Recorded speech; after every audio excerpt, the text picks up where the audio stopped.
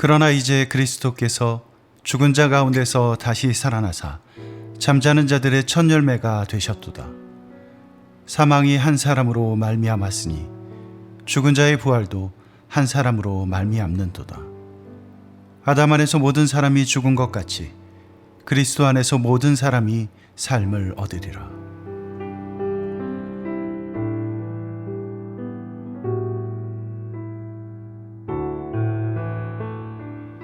바리새파와 함께 앞장서 예수님을 배척했던 사두개파는 대부분 제사장 가문으로 구성되어 있었습니다. 그들은 예루살렘 성전을 중심으로 유대인 사회에 지대한 영향을 미쳤습니다.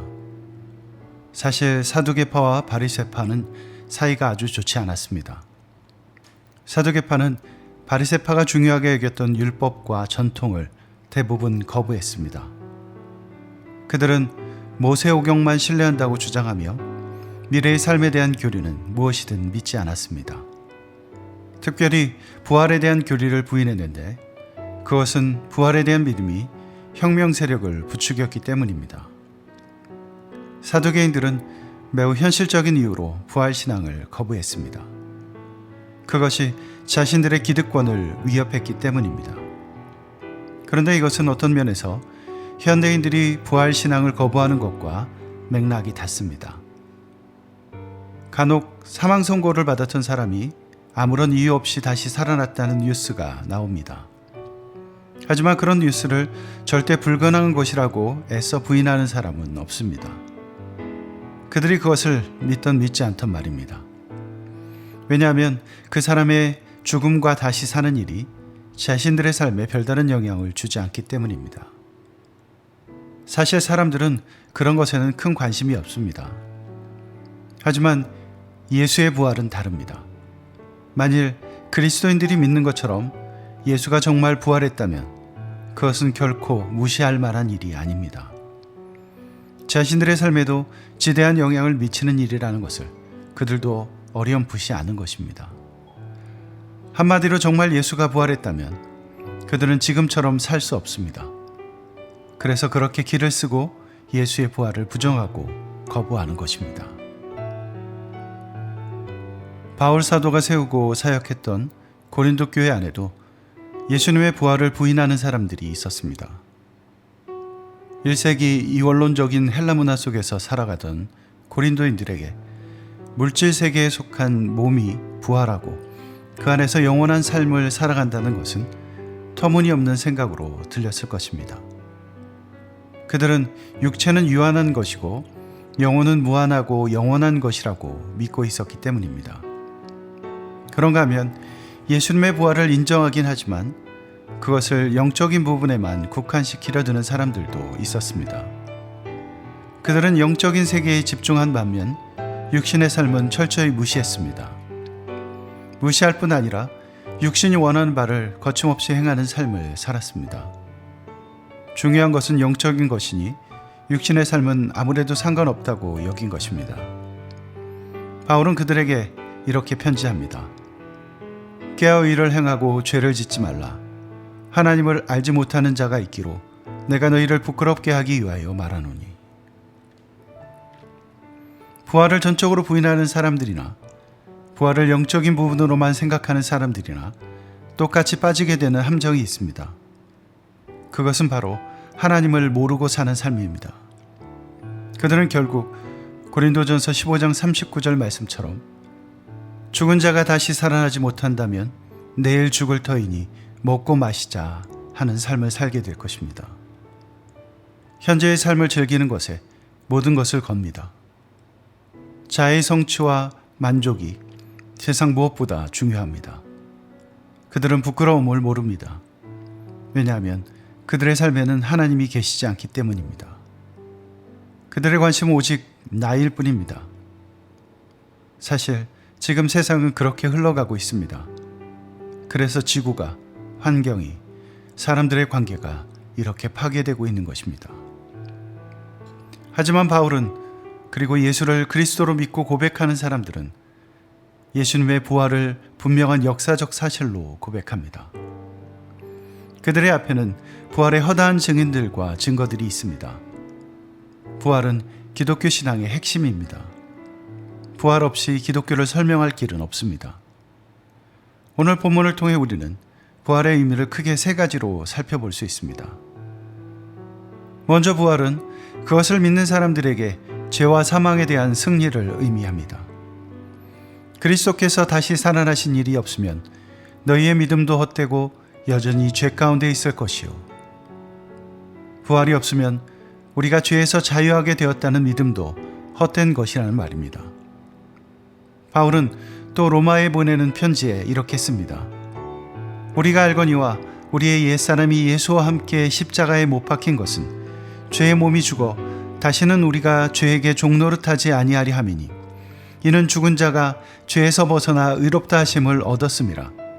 만일 우리가 그리스도와 함께 죽었으면 또한 그와 함께 살 줄을 믿노니 이는 그리스도께서 죽은 자 가운데서 살아나셨음에 다시 죽지 아니하시고 사망이 다시 그를 주장하지 못할 줄을 알미로다.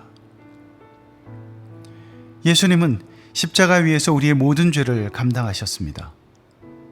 예수님의 고난과 죽음은 본래 우리의 몫이었지만 하나님의 사랑으로 예수님께서 대신 당하신 것입니다. 그리고 마침내 예수님은 죽음을 이기고 부활하셨습니다. 그러므로 예수 이름을 믿고 그분의 십자가에 동참하는 사람은 누구나 죄와 사망을 이기신 예수님의 승리에도 동참하게 되는 것입니다. 이제 더 이상 죄와 사망은 그들을 다스릴 수 없습니다. 그들은 죄의 나라에서 의의 나라로, 하나님이 다스리시는 그분의 나라로 옮겨왔기 때문입니다.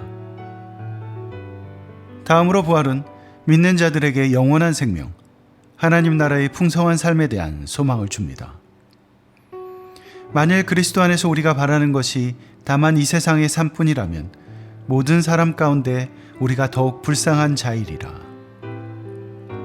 바울은 한편으로 재미있는 말을 합니다. 만약 우리가 예수 안에서 바라는 것이 이 세상에서 잘 되는 것뿐이라면 세상 모든 사람들보다 우리가 더 불쌍한 사람들이라는 것입니다.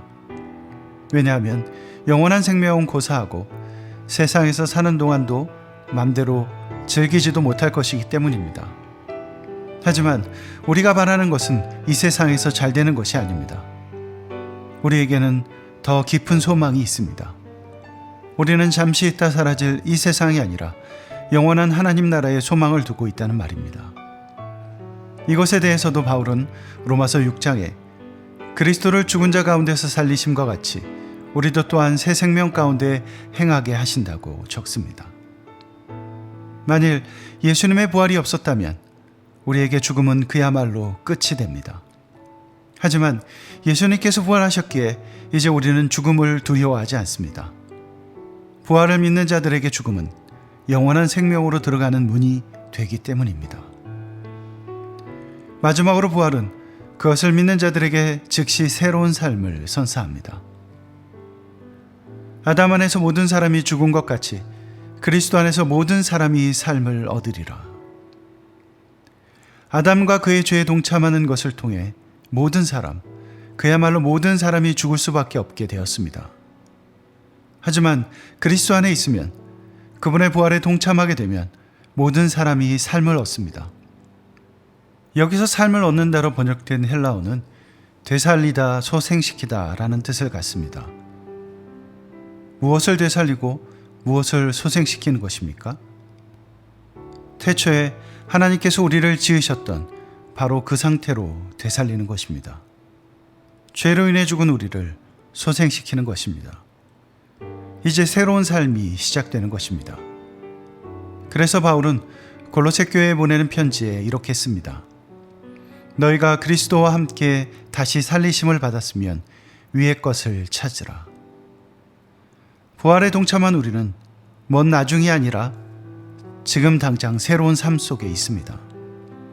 이제 위의 것을 찾는 삶, 이 땅 위에서 하나님 나라를 누리는 삶을 사는 것입니다.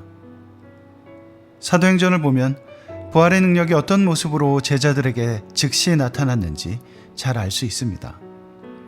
예수님께서 잡히실 때 모두 그분을 버리고 도망했던 제자들이었습니다. 예수님께서 십자가에서 죽어가는 순간에도 두려움에 빠져 숨어 있기만 했던 그들이 부활하신 예수님을 만난 후 놀랍게 변화됩니다. 오순절 성령이 임하신 후 베드로가 11사도와 더불어 이렇게 서서 외칩니다. 유대인들과 예루살렘에 사는 모든 사람들아, 이 일을 너희로 알게 할 것이니 내 말에 귀를 기울이라. 너희가 십자가에 못 박은 이 예수를 하나님이 주와 그리스도가 되게 하셨느니라. 관리들과 종교 지도자들이 베드로와 제자들을 위협하고 감옥에 가두며 채찍질까지 하지만 그들을 결코 꺾을 수 없었습니다. 그들은 오히려 예수의 이름으로 인해 능력받는 일에 합당한 자로 여김을 기뻐할 뿐입니다. 부활하신 예수님을 만난 후 제자들은 완전히 다른 삶을 살게 됩니다.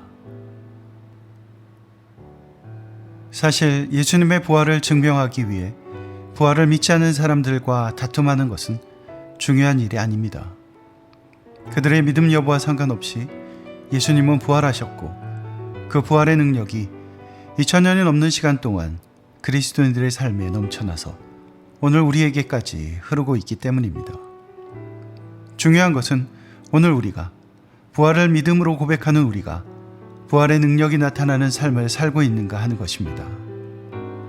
우리가 입으로만 예수의 부활을 고백하지 않고 진정한 부활의 영광과 능력을 삶으로 보여줄 수만 있다면 사람들은 부활을 부인하지 못하고 이상히 여기게 될 것입니다. 부활하신 예수님을 만난 후 변화된 제자들을 보며 놀랐던 예루살렘의 실권자들처럼 말입니다. 그들이 베드로와 요한이 담대하게 말함을 보고 그들을 본래 학문 없는 범인으로 알았다가 이상히 여기며 또 전에 예수와 함께 있던 줄도 알고